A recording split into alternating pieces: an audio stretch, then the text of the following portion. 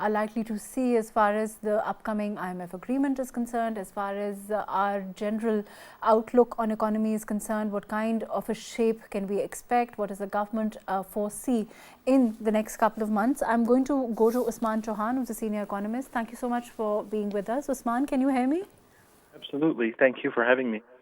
Usman, there's, as far as the economy at this time is concerned, by and large, we do see a stability emerging. We do see there being, a trend as far as the stock exchange is concerned, as far as overall a pickup, so to speak, as far as Pakistan is concerned. But for it to trickle down, for it to actually translate into a tangible for the common man, it's going to perhaps take time. Do you agree with that? Do you think, what kind of a time frame are we expecting? What do you expect?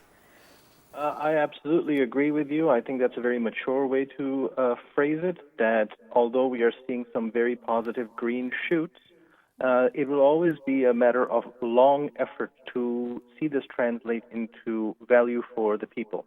Now, the green shoots in particular that you have highlighted are important. The bond markets are looking pretty good, and that means that it's easier for the state to raise capital, as well as the stock market hitting record highs. Now, it's always important to point out that these are not definitive barometers of a complex society. Stock market going up or down doesn't mean things are necessarily good or bad. We always have to take these things with a grain of salt, but it isn't bad to see it. It doesn't hurt either. And having such signs is certainly an indication. It's a leading indicator of wider stability, I believe. But as far as wider stability is concerned, what do you expect as far as the IMF agreement is concerned? Is tax net and bringing, a lot of those that escape invariably the tax net is also something that is being talked about. So in that regard, what kind of a shape do you see, the next couple of months and the agreement with the IMF? Yes, this is an important question to ask. So we're expecting board approval on the 29th, and that will mean that the last tranche of the existing program will come through.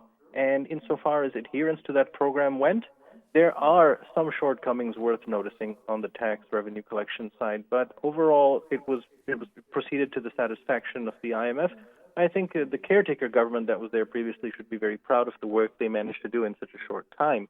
But now we're talking about a new program. We have made the formal request, I believe, and that the scope of that could be in the high single-digit billions. And that would be a long, drawn-out extended fund facility. So it's a multi-year thing. And in that context, our finance minister has been in Washington showing the important facets of that recovery plan. So that's serious business.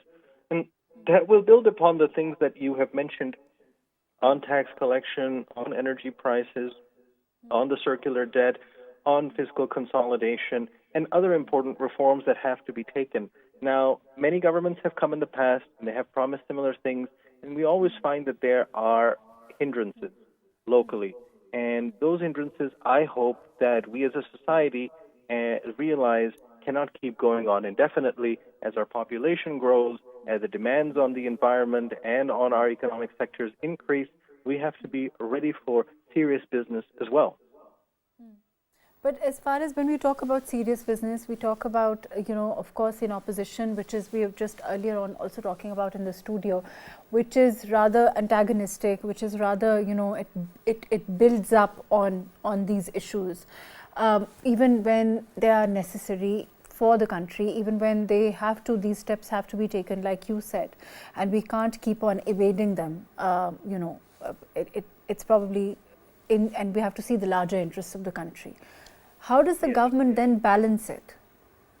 I fully agree with you, and all parties need to be on board for the larger picture. Infighting, internecine warfare in the political realm is not going to help any society. And acrimony, I think you will share this observation with me, acrimony is increasing around the world. Any political system out there seems to be very strained, and geopolitical conflicts seem to be erupting with unseen fury in our lifetimes. And this is a very scary time. So then in that global context, if we manage to steer clear and work hard on the serious business, I think we will stand out and see greater dividends as the next generation comes of age, which is to say that if in this tough global environment we keep our focus on what we need to do, we will all be better off, and all parties, all elements of the spectrum need to realize that their personal interest cannot supersede our collective national interest. Usman, as far as a slowing industrial base is concerned, like you said, we have seen a lot of good work that the caretaker government has done. Also, the Council of Common Interest also in that regard. But this base, when we talk about the industrial base, we talk about also a restrictive foreign exchange market. These two factors need to be looked at, perhaps even as we speak, and I'm sure that the government is doing that. How do we manage to work towards that, in your opinion? This is an excellent point. Both of these factors that you have highlighted are strongly limiting to our economic potential. The slowdown in industrial output as well as the foreign exchange limitations. You will note that both of these are tied intrinsically to our central bank, to the State Bank of Pakistan's policies. Now, the hope was that they would start to cut interest rates for two reasons. One, they were hoping that global inflation would come down and that U.S. inflation in particular would be lower, and also that the inflation indicators here, because of a high base effect that we've been suffering for 2 years with high inflation, now the percentage changes would be lower. Unfortunately, neither of those have materialized and persuaded the central bank, our state bank, to lower the interest rate. First of all, U.S. inflation indicators have been much worse than we thought, and this is very scary even for the U.S. election, but it impacts all of us, including us here in Pakistan. And the second thing is that the inflation here is still in double digits, to say a plus 20%, right?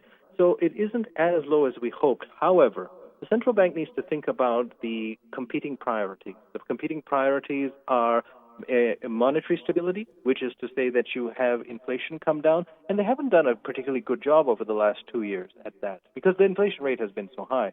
And on the other hand, they need to look at growth. Our population continues to grow at 3%, but our economy is growing at less than 3% by any indication. And to stimulate that growth, you need a lower interest rate, and this is particularly true for manufacturing. But now I would point out one final thing on this. The nature of industrial production is also changing in the world. We're 1/4 of the way through the 21st century. And so if we are trying to catch up to old school industrial production, we're going backwards in time. And actually, the future of industrial production is going to involve different factors of production. So now is a good time, while there's all this noise and crisis out there, to think about how we want to structure our manufacturing sector, tie it into our service sector, and also get people off of the high employment but low value added of agriculture while having modern agricultural methods. And so what I'm saying is that we can really start to think about how the 21st century economy can look, and we can leapfrog into that. And now is a good time, rather than going back to 20th century industrial production, hoping that will be the cure. You're saying, right, please stay with us.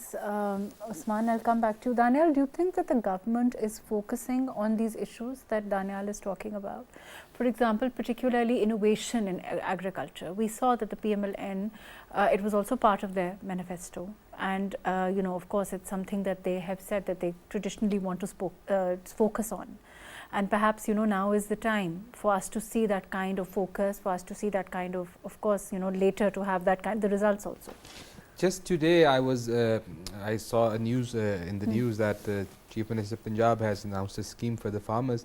But so the answer to that is yes. And as Chohan sir was just telling us about the upcoming change, there's another thing that this government and even when they were in power in the past is basically they tried to tap into the geographical potential of Pakistan, and on that way, on that road, CPAC is something very important. And one of the things that the Imran Khan government completely ignored or actually backrolled was CPAC and Gwadar. And us being at the gateway of Central Asia, and we can very easily, if we bring our Gwadar into use and if CPAC becomes functional, so a lot of trade in this region can be done through Pakistan, and definitely we will get dividends. And as Mr. Chohan was just telling us about the economic limitations. This is one thing that this is one ray of hope in coming, or for at least for us to get our fair share of prosperity if we become a trade route for the countries in this region. So this too, I believe, is the government's priority. And of course CPEC, and of course, you know, the tangible results from our of course liaison as far as CPEC is concerned, our relationship with Saudi Arabia, China, all of that, and I think the government is very focused on that. Absolutely. Also. And as far as the hurdles and reconciliation is concerned, one political party will definitely try to sabotage this, but and the other political party that's threatening of protest is JUI. But as far as JUI chief is concerned, I can tell you, when it's going to come to CPAC or other projects related to Pakistan, or when it's going to come to the actual growth of Pakistan, he's never ever going to sabotage it. Actually, he's one of the biggest advocates of CPAC. And let's hope that that happens. Usman, can you hear me? Usman, there is, you know, your comments as far as the direction is concerned, as far as economy is concerned. Again, I want to just ask you before we close, as far as inflation is concerned, do you expect there to be tangible results, you know, that translate into a trickle-down effect as far as inflation is concerned? And what are the global trends there? Thank you for this important question. I'm really, really worried about inflation overall, because I thought that the U.S. would start to ease up, but it hasn't. And I'm also very disturbed by the events happening in the Middle East. Of course, I know you are as well, this genocide and everything, as well as tit for tat happening in that region. This can affect global oil prices, and as you know, oil is a big portion of our imports. And at the same time, the IMF stipulations will pass on into our electricity bills and so on. So I am very, very worried, and I think the state bank needs to consider how to have meaningful change on inflation, because inflation is such a large cancer for any society, and you will see the effects of even 5% or 8% inflation in the U.S. damaging the U.S. The Democrats' prospects. So we suffer for 20% inflation plus. So I really hope that our society doesn't continue to suffer, and I wish this for the world also, that we need to foster a peace that can make our economic lives more sustainable. So it is a concern, and thank you for raising that. Thank you so much for your very valuable input, Usman. Thank you for joining us. Tanya Al-Sheikh, thank you for your time. Badia Basi, thank you for being with us today. Overall, of course, we want there to be the common goal for all, as far as the government is concerned, is for there to be a sustainable solution as far as economy is concerned. And for there to be, and of course that road is long, but we are certainly on it at this time, with the government making efforts as far as trying to channelize all resources open to them, also as far as, you know, resources, relationships like the Saudi Arabia, China overall, in terms of what it can mean for us and translate into tangible gain is concerned. With a view to that, we also want an opposition that plays its part. We want an opposition that is open to dialogue. We want an opposition that you know, does not issue irresponsible statements, certainly not from the head of a province with regard to toppling down, and of course that itself will have its effects on an economy, a fragile economy. Let's hope that we can work towards that. Let's hope that we can move towards a more responsible kind of opposition also, and overall perhaps a working relationship there. Thank you so much for joining us today on Perspective.